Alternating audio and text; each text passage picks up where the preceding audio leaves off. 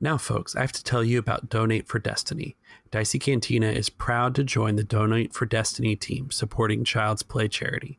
Child's Play provides toys and video game consoles to hospitals and domestic violence shelters in order to make a children's stay a little bit more comfortable. For every $4 you donate, we will add a light side Destiny token to our Destiny pool for our players. If you donate $10 or more, you get to decide whether the Destiny pool is all dark side or all light side. With every donation, we will read your custom message during the start of the next available recording with our crew. Want to send a message to your friend?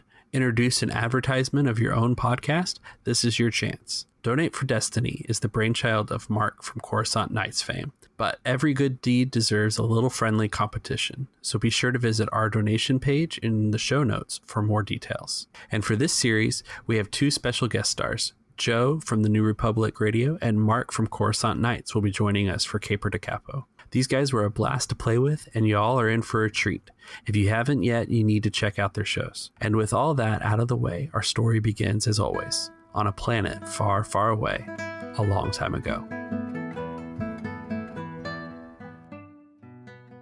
All right, so when we last left you guys, Ray Puri had stepped in to the Grand Gallery, petting his Dawn Cat, which is just a loath cat from Druckenwell, and had asked you, "What are you doing in my study?" Sindra quietly says, "Convor. Boom. Governor Kosovu sent us to make sure all of the items were intact and ready to find their new homes." Kosovu sent you to check on the items? He did. Any particular item? He told me of a statue of an Ethorian. I believe it was an old Jedi architect. The name of Plamlim Deli. As you mentioned the statue, you see Puri's very stoic face relax just a little. His eyes dart kind of around back to the table in the back, and then he kind of looks you guys up over again, and he sees Veer there holding the book that you guys had just acquired. What are you doing with that? I gesture over my shoulder, point at Skaru, and say, "That idiot spilled something on it. I'm trying to get it clean." As I am an art conservator, I thought I could take a look at it. You want to take a look at the book? If it was spilled on, we must make sure that it's in good shape. I'm sure it's of no consequence. You can. It's just for the auction. It's fine. There's no reason to look at the book. I don't know. He really spilled on it. It's kind of warping here. Is it supposed to be brown? He's visibly upset by all of this. So Lo is striding in through the door, has his briefcase.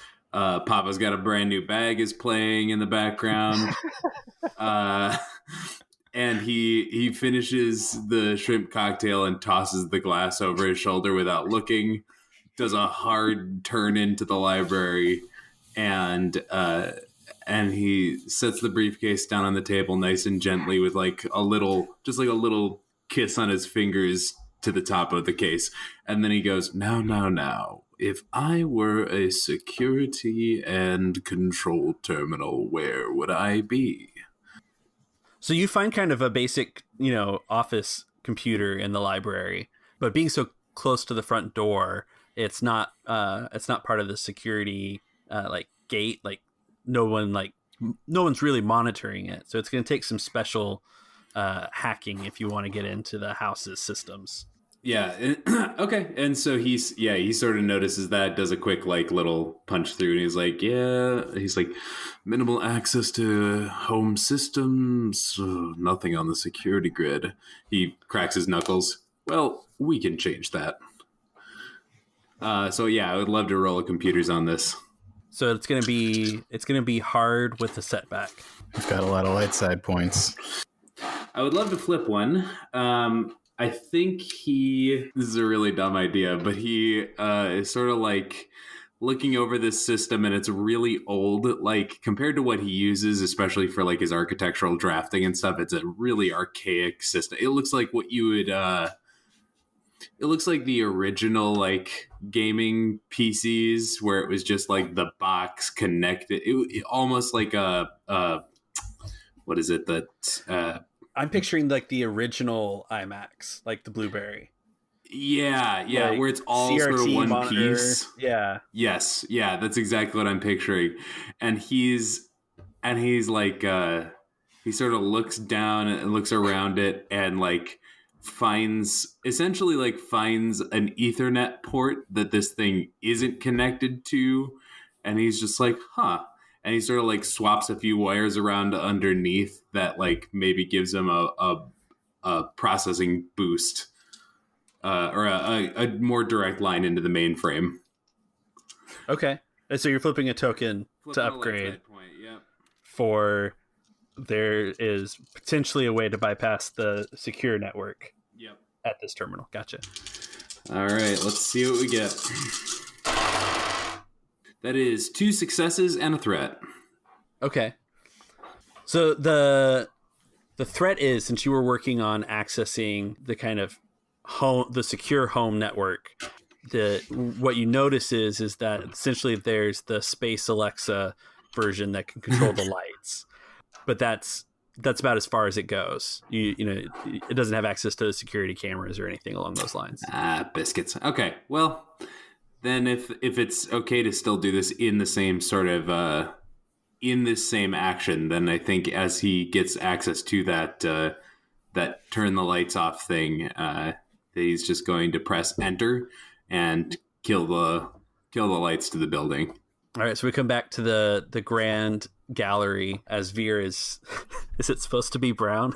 Purry bristles kind of like a cat, like the one he has in his arms, and begins storming over towards you with a, now look here, that ledger has already been authenticated. I can take, and then the lights go down. And in your comms, in your ears, you just hear whispered, boom. So as he's storming over, I'm slipping the hand that's on the other side of my body into my pocket and slipping my brass knuckles onto my fingers. And Sindra takes the book and takes a couple steps back. All right, so we want to roll initiative to fight the Mr. Purry here in the dark. Yeah, in the dark. It's gonna be good. This is like an afternoon party. It's always been in my head. I don't know if we established a time, but it can be dark now. No, the only time that we know is it's in the next scene. Yes, that's true. I mean, it's interior. It can be dark. All right, so he'll roll his vigilance then. We'll roll some initiative real quick. I rolled a success, an advantage, and a triumph. Ooh. What? Yep.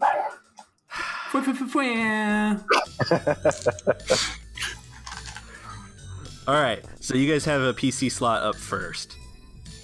Well, it's definitely going to be Veer. All right, I will. I'll take a swing at this guy in the dark.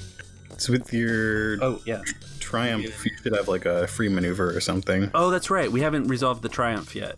How do we resolve the triumph, Paul? That's a good question.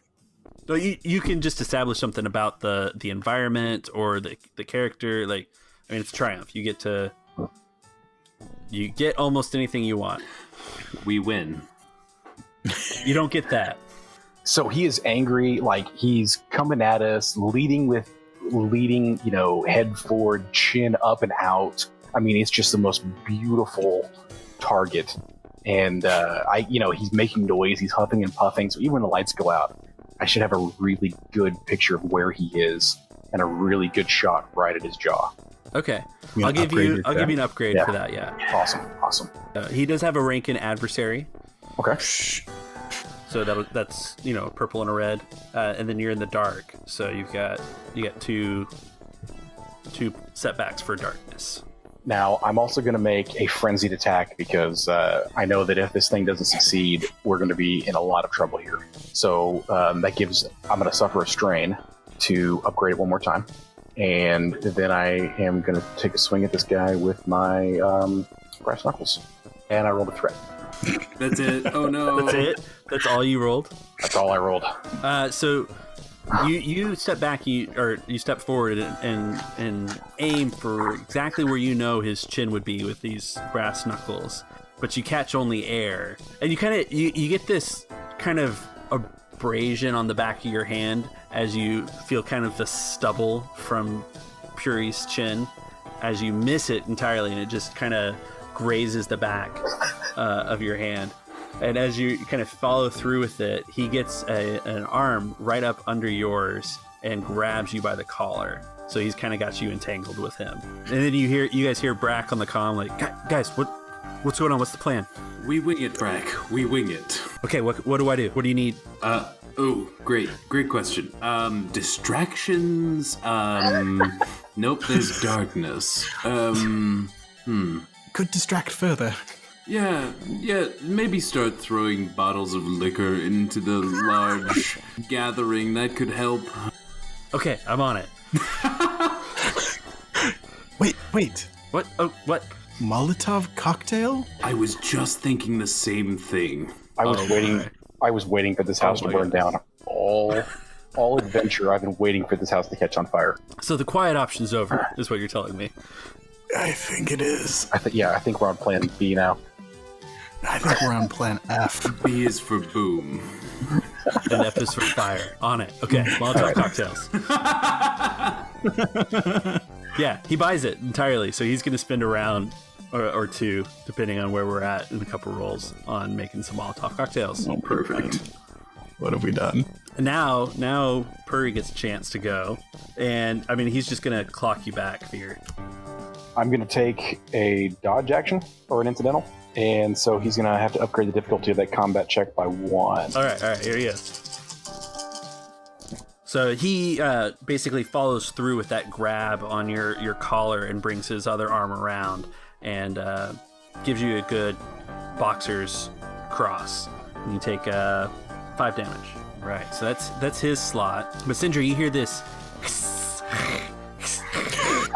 and I'm flipping a token instead of a roll for you, but the cat is on your face.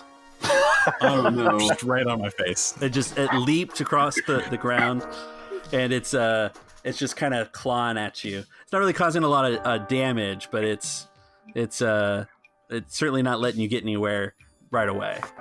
Okay, so what's the survival check difficulty to get it to calm down? We'll say the survival check is just an average check. Okay, does anybody mind if I flip? Nope. Go ahead. Okay. You flip it right back. All right. Sindra had a cat once, so she hopefully knows how to deal with this. Well, unfortunately, the cat is not mine. But I did get a triumph. Really? Do you want a cat? Well, I can't because I didn't actually succeed. Okay. It is 2 threats and a triumph. So why don't you take 4 damage from its teeth and claws? Wow, okay. But you managed to fling it off your face. I mean, I'm spending your triumph in here, so you approve or disapprove, but you fling it off your face and it falls down the dumbwaiter. It lands on its feet. But Yeah. And Kid, my remote, gets out of the way and comes back to me. Okay. Oh, is that okay? Yeah, that's fine. Okay. Because essentially you've got the cat's not technically a minion, but you've dealt with the minion in the room. Yeah. With the triumph. All right, you got 2 PC slots. Oh, I haven't gone this round yet. Oh yeah, so it's the 2 of us, right? Oh right, that was Sindra's. You have Lo's turn. Okay, cool. So Lo then being in the library, is there any way to get up to their level from this room, or would I have to go back out into the ballroom? You would have to go out to the ballroom and go up from what you know, from what you guys have scouted in the place. You have 3 light side tokens. So I would tell me if this is too corny, but I would love to, if possible, flip one of those light side tokens to have there be some sort of secret passage behind a bookshelf in the library that, as Lo sort of stands up and happens to stumble, he pulls a book and this passageway opens up that would lead up to the up to that level. If that's too corny, totally okay. That's how most of the rooms in this house are designed. Great. Corny? With secret passages. That was like, how are you guys going to get up to the study? Every bedroom had a secret passage in it. You just had to roll the right check for it. Great. So yes, you can find that by flipping the token. Fantastic. So yeah, if the party's okay with you flipping a token. Oh yeah. Yeah. Awesome. So yeah, Lo gets up, grabs his briefcase, and sort of just stumbles in the dark and pulls this book, and we just hear, and he's just like, oh my, okay. And it turns and there's a very dimly tracklit passage that goes up, and he's like, well, we've been in worse situations, haven't we? And just starts running up the stairs. So I'll just spend if I can spend 2 maneuvers and then still do an action, that would be great. If not, I will just spend 2 maneuvers to get upstairs. So you have a lot of the mansion to cover. By spending your turn heading towards the group, you will come out at the study on your next turn. Okay, but you have to spend this turn moving. Perfect. To get there. Perfect. That sounds great. So the secret passage connects up with the servant stairs that you guys took into the study. And so everybody's kind of coming in that same spot behind the bookshelf in the study. So they'll be out kind of around the corner, but you can hear what's going on. And Lo, as he's running through that secret passageway, is just muttering about how secret passageway behind a bookshelf, so trite. It's so obvious. How are the crenellations in the secret passageway? There aren't any. They clearly didn't take the time. I could do an inspiring rhetoric action to potentially add boosts to Veer's rolls if you wanted to. I will not turn that down. All right. So inspiring rhetoric is make an average leadership check. Allies, each success causes 1 ally in short range to recover 1 strain. Advantages, additional strain. And then I have improved inspiring rhetoric. Each ally affected gains a boost on all skill checks for a number of rounds equal to ranks in leadership. Let's try it. Okay, Sindra is a little bit flustered after getting mauled by a cat. Don cat. In the dark, in the middle of a fight. And basically she says, she's not even facing Veer at the moment. She says, you can do it, Veer. I know that you've got this. Where's the exit? Yeah, I failed that, but I got 2 advantages. So she says to herself, where is the exit? And Veer spots the exit, and silhouetted against the exit is his target. Nice. So he's got a good idea of where he is for this punch, but I don't think it's Veer's turn. It is technically Brac's turn.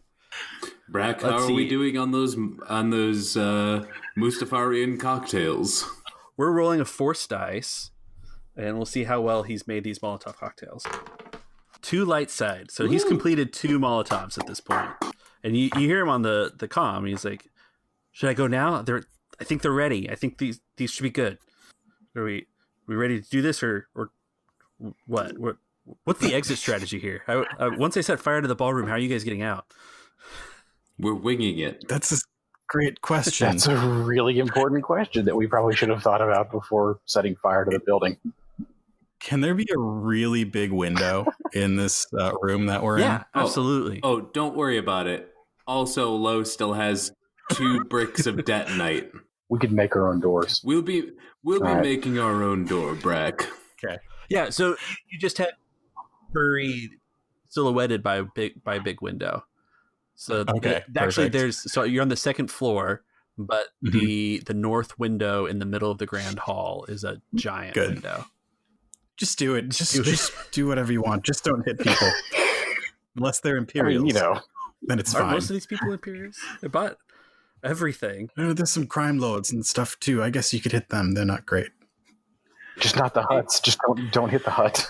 Aim for the Black Sun. Which one's the Black Sun? Just throw them. All right, he lobs them to the dumbwaiter.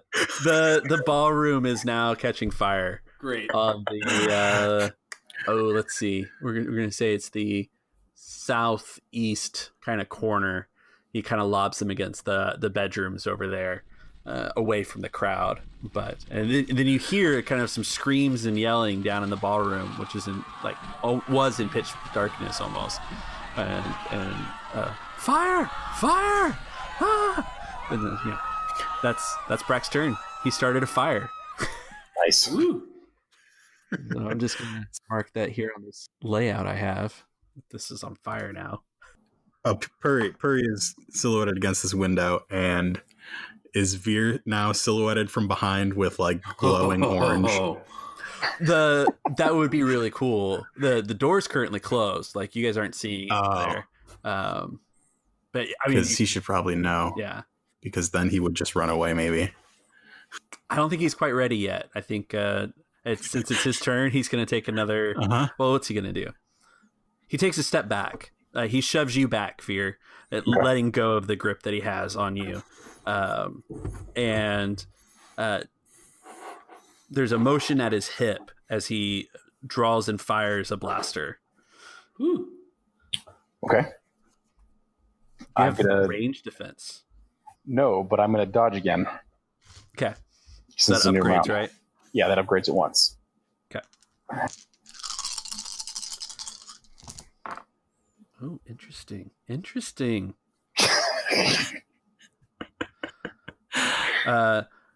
So the successes and failures wash out. There's a threat left over and a triumph. Ooh. Oh no. Well, he didn't hit. Yeah. Did he like... Oh, I know a thing you guys don't know. Uh-oh. So I know what happens. So this shot is kind of a blind, quick draw shot. But the blaster bolt goes wide. He doesn't hit anybody, but Sindra, the book in your hand disintegrates as it hits the blaster bolt. And it turns to ash. Oh, no.